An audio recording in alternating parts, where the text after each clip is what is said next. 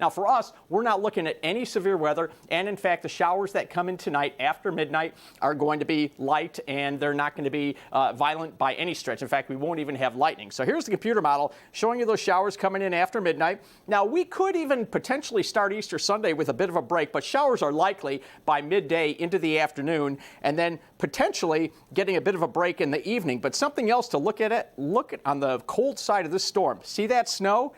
Yeah, that's real deal snow. I'm going to come back and talk about that in a second. But as far as Monday goes, we wake up to rain and the wind is not so bad. But once that second cold front comes through, the wind is really going to get extreme. And we're talking about wind gusts that could exceed 50 miles per hour. Now, let me take you through the timetable of the wind. Here's Sunday. No problems with wind gusts. Even 20-mile-an-hour wind gusts are not a big deal.